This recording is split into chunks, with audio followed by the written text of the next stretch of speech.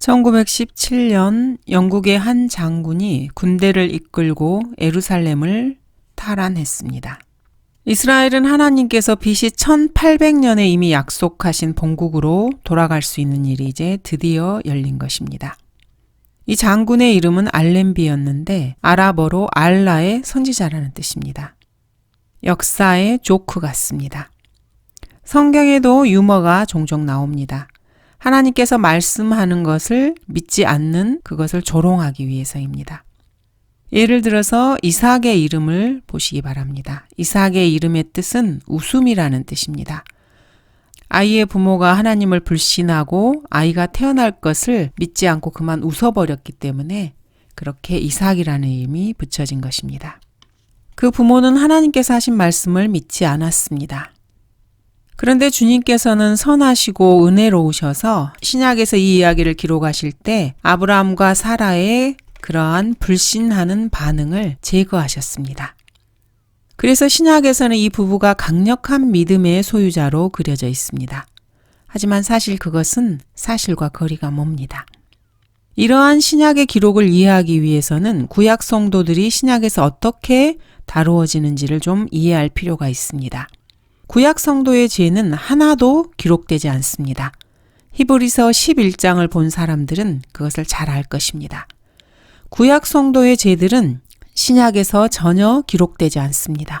마치 그들이 완벽하고 죄가 전혀 없는 인물로 묘사됩니다. 죄 없는 구속이 구약 성도들을 위해서 이루어졌기 때문에 죄가 그들에게 전가되지 않은 것입니다.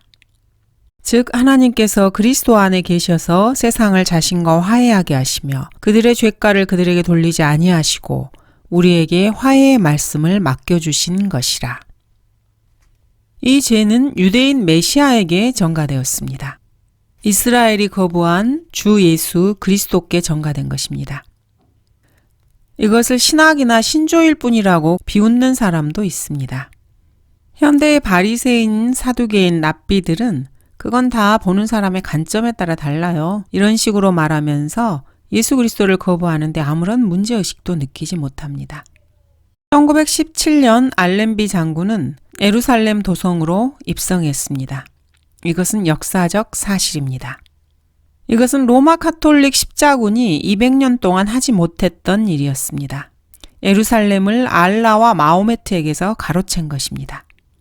이 알렘비 장군은 하나님께서 예루살렘을 이교도들의 손에서 해방시키기 위해 택하신 인물이었습니다. 교황은 결코 이런 일을 한 적이 없습니다. 십자군 전쟁 때 카톨릭 교황들은 유럽의 4개국에서 군대를 징집하여서 50만의 젊은 목숨을 희생시켰습니다. 그랬음에도 이슬람교에게 전혀 영향을 끼치지 못했습니다. 오히려 알라에게 된통 얻어 터지기만 했습니다. 알렘비가 예루살렘 성문으로 진입할 때 그 누구도 방해하지 못했습니다. BC 606년에 느부갓네살이 이스라엘을 포로로 잡아갔을 때 이미 이방인의 때는 시작되었습니다. 그런데 이 이방인의 때의 끝이 오고 있었던 것입니다. 유엔이나 세상 나라들은 이 시대를 알고 정치적으로 바른 결정을 내릴 줄 알지 못합니다. 역대기상에는 이런 구절이 있습니다.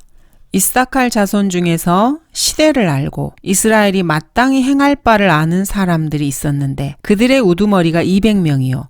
그들의 모든 형제들이 이들의 명령에 따르더라. 시대를 알고 마땅히 행할 바를 아는 사람들이 있었다고 합니다. 이사칼 자손들은 이런 면에서는 사실 축복받은 지파라고 할 수 있습니다. 하지만 이 시대에는 시대를 알고 마땅히 어떻게 행해야 할지를 아는 사람들이 극소수입니다. 성경대로 믿는다고 하는 사람들 역시 마찬가지입니다. 1897년에 제1차 시오니즘 총회가 스위스 바젤에서 열렸습니다. 이것은 라오디케아 교회 시대가 시작되기 바로 직전이라고 할 수 있습니다. 아라파트가 팔레스타인 지역에 세운 것은 팔레스타인 기구 피에로였습니다. 그러나 유대인들은 유대 기구가 아니라 유대 국가를 세우고자 했습니다. 이것은 사실 바티칸 국가를 비견해서 하는 말입니다. 이들은 국가교회로서 자신들이 전쟁, 선거, 투표, 세금, 경찰을 배치하는 것을 수행한다는 것을 스스로 자인했습니다. 사실 유대교와 카톨릭 교회는 신앙이자 종교일 뿐 아니라 국가였습니다. 즉, 예루살렘과 로마는 자기들이 가진 종교적 신념이 사탄이 조직화한 세상에서 물질적이고 세속적인 기반 위에서 작용하기를 원했습니다. 성경적 기반에서 종교를 유지한 것이 결코 아닙니다. 이스라엘은 원래 하나님께서 민족 국가로 세우셨습니다. 그리고 군사력까지 되어주시면서 카나안 땅을 정복해 하셨습니다. 바티칸 국가는 이러한 이스라엘을 흉내내어서 인간이 만든 모조품일 뿐입니다. 처음 벨푸어는 유대인의 본국을 팔레스타인이 아닌 아프리카 우간다로 생각을 했습니다. 아프리카에 이스라엘 국가를 세우고자 했던 것입니다. 이에 대해서 런던 대신 파리를 가지라면은 벨푸어경은 그렇게 하겠냐는 그런 질문을 받았습니다. 사실 진짜로 옳은 말은 아무도 하지 않는 법입니다. 역사는 땅을 중심으로 돌아가고 이 땅 때문에 인간은 전쟁을 벌입니다. 그리고 성경은 역사책입니다. 세상의 다른 종교의 경전들, 코란, 몰몬경, 조로아스토교 경전인 제다베스타, 힌두교 신화의 경전인 프라다, 바가바드기타, 베다, 공자 이런 것들은 사실 역사와 전혀 무관합니다. 하지만 성경은 역사와는 결코 떼어놓을 수 없는 책입니다. 이스라엘이 국가를 아프리카에 세울 수는 없는 노릇입니다. 왜냐하면 하나님께서는 카나안 땅을 이스라엘에게 주시겠다고 약속하셨지 아프리카 땅을 주시겠다고 약속하신 적이 없기 때문입니다. 예루살렘은 한 민족 전체의 수도였습니다. 그때 아랍인, 팔레스타인 이런 사람들은 나라도 수도도 유일신을 믿는 종교도 문명도 없었습니다. 이들은 광야의 유목민이었을 뿐이며 신학도 종교도 없었습니다. 바이츠만은 제1차 세계대전 때 아세톤을 발명해서 명성을 얻게 되었습니다. 미국에서 재배된 옥수수에서 아세톤을 추출한 것입니다. 아세톤은 영국 해군 함포에도 사용되었습니다. 처칠은 세계전 때 영국을 도운 유대인들에게 깊은 감사를 표했습니다. 그런데 처칠은 벨푸어 선언이 발표되자 유대인들에게 등을 돌리고 그들이 본국으로 돌아가는 것을 막으려고 했습니다. 벨푸어 선언이 나왔을 때 유대인 중에 한 사람이 이것을 반대했습니다. 로드실드라는 사람입니다. 이 사람은 팔레스타인에 많은 땅을 소유하고 있었는데 자기 민족에게 그 땅을 넘겨주게 될까봐 걱정을 했던 것입니다. 인간은 땅을 가지고 전쟁을 벌이기 마련입니다. 이것은 신학도 종교도 아닌 역사 그 자체입니다. 이 땅 한 조각이 성경에 등장합니다. 그리고 인간 역사에서도 등장합니다. 이 위험한 땅 조각으로 인해서 200여 개의 회원국들은 혼란 속에 빠집니다. 로마 카톨릭에서는 대사를 파견해서 유대 땅에 국가가 생기기라도 한다면은 그것은 로마 카톨릭이 예루살렘을 소유하고 통치해야 한다고 말했습니다. 예루살렘은 거룩하기 때문에 유대인이 감히 그 땅에 손을 댈 수 없다는 입장을 로마 카톨릭은 표명했습니다. 로마 카톨릭 교황들은 모두가 다 그리스도의 탄생지인 예루살렘 도성이 반드시 카톨릭의 것이 되어야 된다고 생각을 합니다. 이들은 모두 역사를 대할 때면은 갑자기 정신병자들이 됩니다. 그곳은 우리 주 예수 그리스도께서 탄생하신 곳이고 그곳에서 자라서 생활하신 곳입니다. 주님이 지상에 계실 때 주님을 죽이려 했고 주님께서 자신에 대해 하신 말씀을 멸시한 도성이기도 합니다. 그리고 주님을 붙잡아 로마에게 넘겨주게 한 그 도성이 바로 예루살렘입니다. 로마 카톨릭은 이 예루살렘 도성이 반드시 자기들의 소유가 돼야 한다고 생각을 합니다. 지금까지 예루살렘을 하나님께서는 소돔, 이집트라고 부르십니다. 로마 카톨릭은 왜 이토록 이 도성에 집착하는 것일까요? 그리하여 그들의 죽은 몸들이 큰 도성의 길거리에 놓이리니 그곳을 영적으로는 소돔과 이집트라고 부르며 우리 주께서 십자가에 못 박히신 곳이라. 예루살렘은 하나님 보시기에 소돔과 이집트입니다. 보라, 이것이 내 자매 소돔의 죄악이니 자만과 양식의 충분함이라. 게으름의 풍성함이 그녀와 그녀의 딸들 안에 있고 그녀가 가난한 자와 궁핍한 자의 손에 기운을 돋워주지 아니하였도다. 양식의 충분함, 이것이 게으름을 낳고 이로 인해서 자만이 생기고 죄악이 생기는 것입니다. 예루살렘은 사실 성 도착과 세속적인 모든 것의 중심지입니다. 그런데도 로마 카톨릭은 예루살렘을 거룩한 도성이라고 부릅니다. 왜 그러는 것입니까? 왜냐하면 이들은 성스럽다는 이 성경의 성자가 무엇인지를 전혀 알지 못하는 자들이기 때문입니다. 로마 카톨릭의 공식 신문에서는 이렇게 말하고 있습니다. 유대 민족은 지금까지 늘 민족들 가운데 흩어져 방황하며 살아왔다. 예루살렘의 재건과 그로 인해 귀결된 이스라엘 국가가 수립되는 것은 그리스도께서 하신 예언에 반대되는 것이라 아니할 수 없다. 팔레스타인 땅에 이스라엘 국가가 재건되는 것이 성경과 반대된다고 카톨릭은 주장하고 있습니다.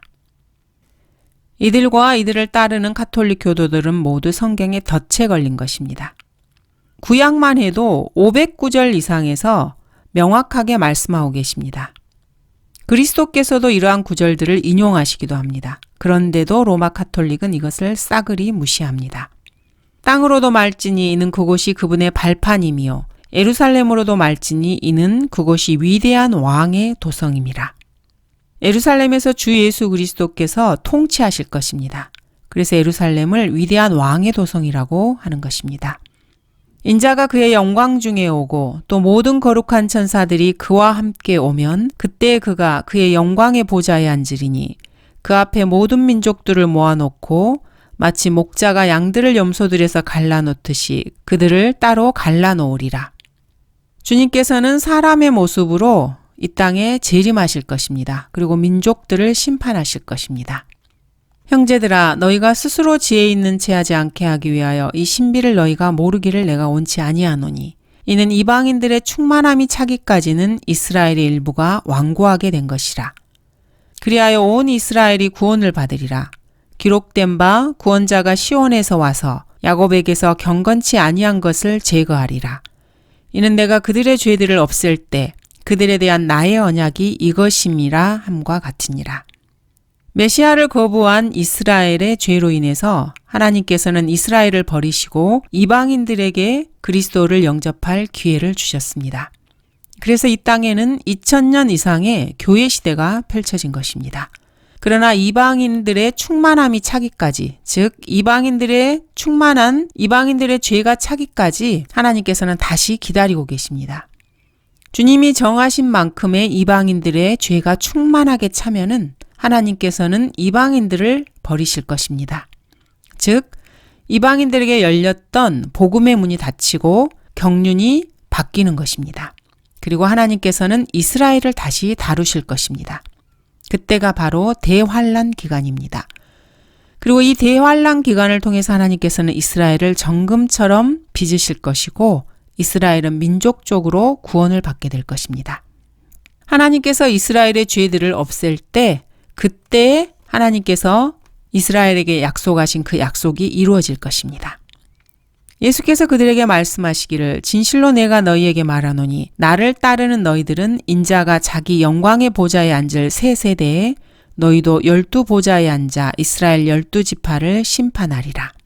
주님께서는 영광의 보좌에 앉아서 지상을 통치하신다고 말씀하셨고 그때의 제자들 역시 이스라엘 12지파를 심판하신다고 말씀하셨습니다. 예수님께서 이렇게 정확하게 성경에 말씀하셨는데도 로마 카톨릭은 이스라엘 국가가 재건되는 것이 성경과 반대된다고 주장하고 있습니다. 이들은 도대체 어떤 성경을 말하는 것일까요? 그러면서도 자기들이 가르칠 수 있는 권위가 있는 교회라고 이들은 믿고 있습니다.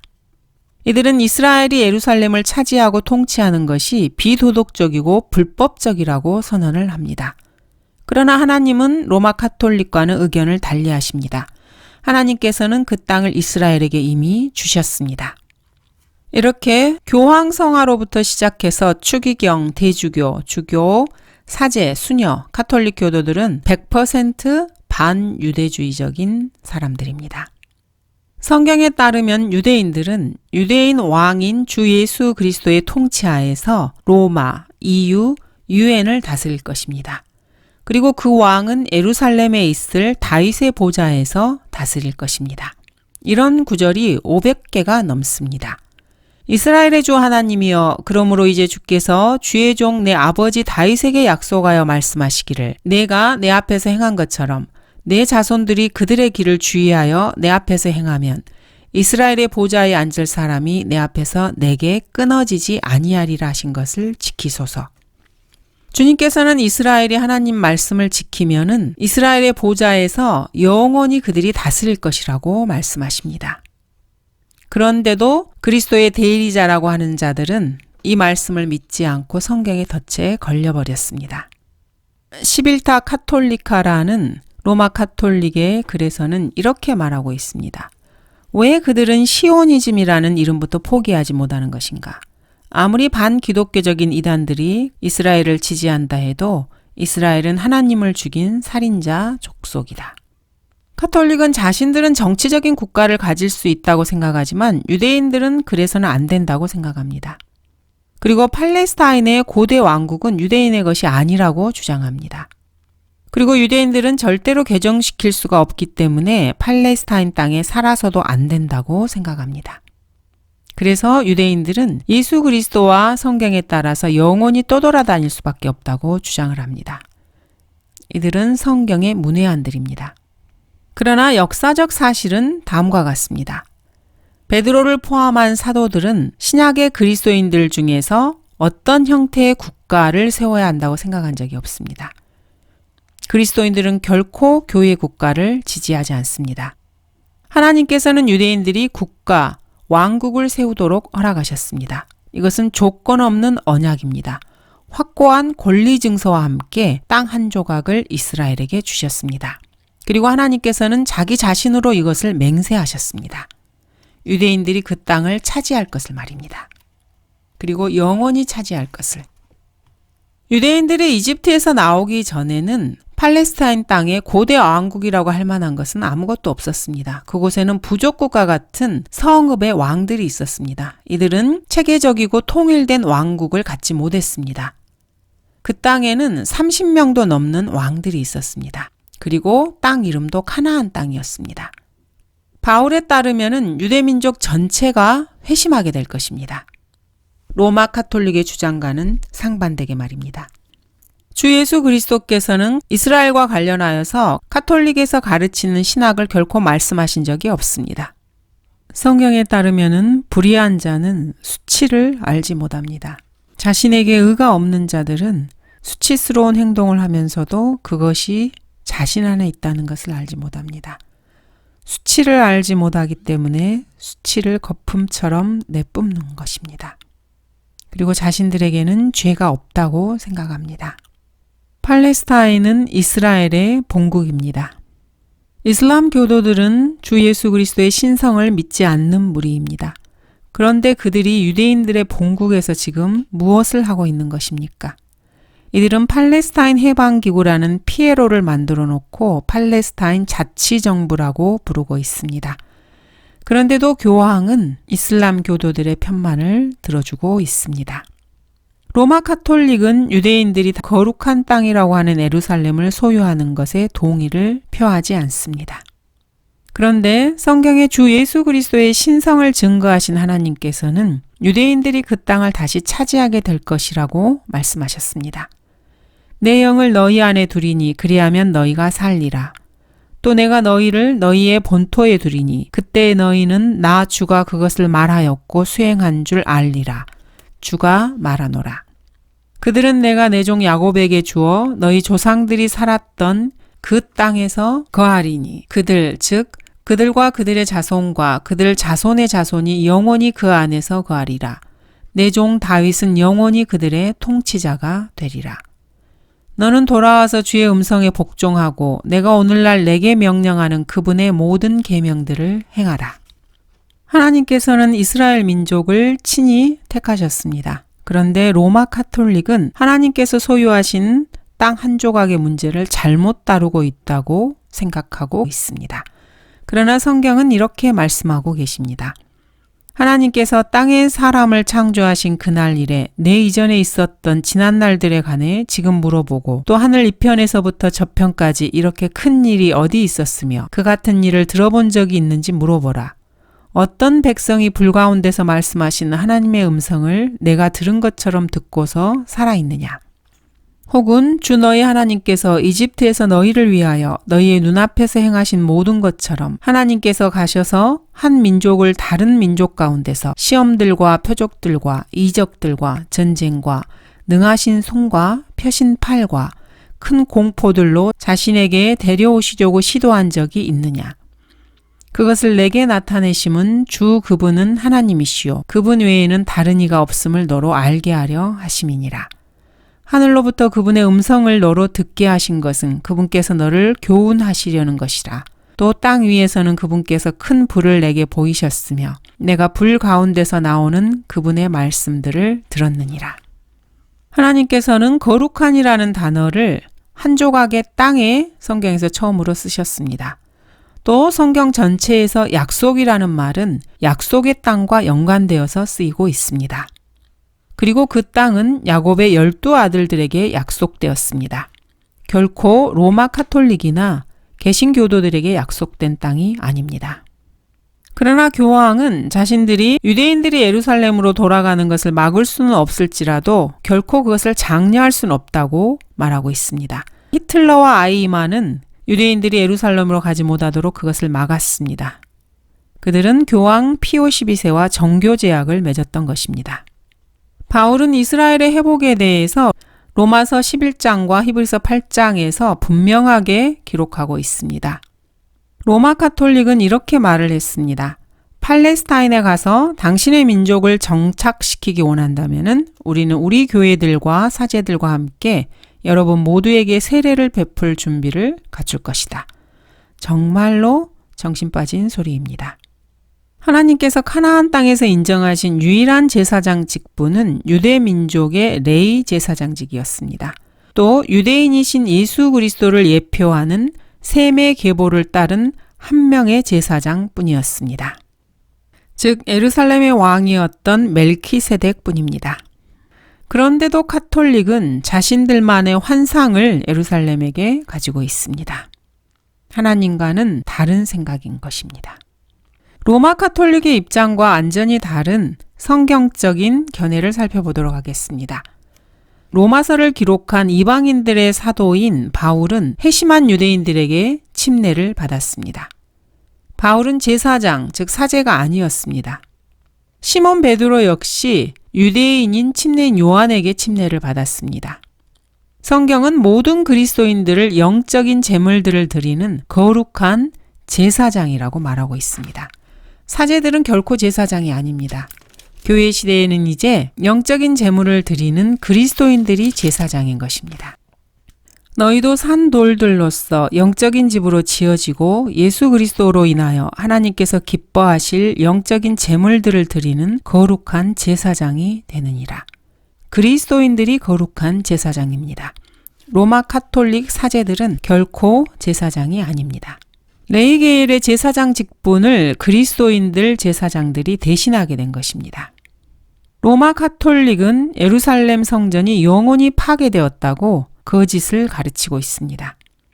이는 예루살렘 교회에 있던 신약 교회의 우두머리인 야고보의 말과도 완전히 반대되는 것입니다. 야고보는 이렇게 선언하고 있습니다. 2일 후에 내가 다시 돌아와서 쓰러진 다윗의 장막을 다시 세울 것이며 또 거기에 파괴된 것들을 다시 세워 일으키리라. 즉 예루살렘 성전이 재건된다고 야고보는 선포하고 있습니다. 에스겔 44장에서 45장에도 성전의 재건을 예언하고 있습니다. 로마 카톨릭 교도들은 완전히 성경의 덫에 걸린 것입니다. 성경은 팔레스타인의 유대 국가가 재건된다고 말씀하십니다. 시온산에 성전이 재건될 것이고 경배할 것이라고 말씀하고 있습니다. 성경은 미래의 역사를 예언하는 책입니다. 이를 믿지 않는 자들은 모두가 다 거짓말쟁이들입니다. 아돌프 히틀러는 로마 카톨릭으로 태어났습니다. 로마 카톨릭에서 세례를 받았고 카톨릭 교도로 자랐고 카톨릭 사립학교에 다녔고 로마 카톨릭으로 죽었습니다. 살아있을 때나 죽었을 때 로마 카톨릭에서 아돌프 히틀러가 파문당했다는 이야기는 단 한 번도 들어보지 못했습니다. 히틀러는 유대인들에 대한 자신의 태도가 그가 태어나고 자랐고 교육받은 교회의 태도와 일치한다고 솔직하게 말했습니다. 아돌프 히틀러가 유대인들에게 대해 가지고 있었던 이러한 무시무시한 태도는 무려 1400년 이상이나 존재해온 그런 태도입니다. 히틀러의 정신 상태는 카톨릭 교회의 종교적 신념의 군사적 표현 그 자체였을 뿐입니다. 역사를 아는 사람이라면 카톨릭 정치 집단이야말로 수백 년간 교회로 가장한 반기독교주의적이며 반성경적이고 반유대주의임을 분명히 알 수 있습니다. 어떤 역사가는 교황이 정말로 두려워하는 것은 팔레스타인의 유대공화국이 세워지는 것이라고 말하기도 했습니다. 로마 카톨릭은 로마 카톨릭 교도들에게 유대인들에게 땅을 팔지 말 것을 당부했습니다. 이렇게 로마 카톨릭과 같은 국가교회들은 인간이 전쟁을 벌이며 다투는 것, 즉 땅에 관여합니다. 이렇게 모든 교회 국가들은 자기들의 목자를 통해서 한 국가의 경제를 통제하고 싶어 합니다. 주 하나님이 이같이 말하노라. 이것이 경계가 될 것이요. 너희는 이스라엘의 12지파에 따라 이 땅을 유업으로 받으리니 요셉은 2 몫을 가지리라. 너희는 그것을 서로 똑같이 유업으로 받으리니 그것은 내가 너희 조상들에게 주기로 나의 손을 높이 들었던 곳이라. 이 땅이 너희에게 유업이 되리라. 하나님께서도 이 땅에 관심을 가지고 계시고 그것을 요셉을 포함한 이스라엘에게 분배하셨습니다. 주 하나님이 이같이 말하노라. 보라, 나 곧 내가 나의 양을 찾을 것이며 또 그들을 찾아내리라.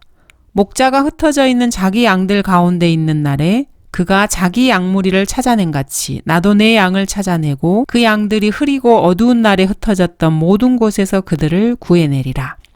내가 그들을 그 백성들로부터 데리고 나오고 나라들로부터 그들을 모아서 그들의 본토로 데려와서 강가에 있는 이스라엘의 산들 위에서와 그 나라의 사람이 사는 모든 곳에서 그들을 먹이리라. 1차적으로 양은 이스라엘을 말합니다. 하나님께서는 자신의 양을 모아서 그들의 본토 가나안 땅으로 데려오시겠다고 약속하고 계십니다. 내가 내 백성 이스라엘의 사로잡힌 자를 다시 데려오리니 그들이 황폐한 성읍들을 세워 그곳에 거주할 것이요. 또 그들이 포도원들을 만들어 그 포도주를 마시겠고 그들은 또한 정원들을 만들어 그 열매를 먹으리라. 내가 그들의 땅에다 심으리니 그들이 다시는 내가 그들에게 주었던 그들의 땅에서 뽑히지 아니하리라. 주 너의 하나님이 말하노라. 하나님께서는 이스라엘을 사로잡힘에서 되돌리셔서 그들의 땅으로 다시 데려오시고 결코 2번 다시 뽑히지 않으시겠다고 약속하고 계십니다. 이스라엘의 회복에 대한 이러한 구체적인 성경 약속에 반대되는 그 어떠한 주장이나 의견도 마귀의 영역에서 나온 것입니다. 결코 성령님께서 그들에게 발설케 하신 것이 아닙니다. 예루살렘 땅에 대한 로마 카톨릭의 입장을 보면은 그들 배후에서 역사하고 있는 영이 누구인지 분명하게 알 수 있습니다.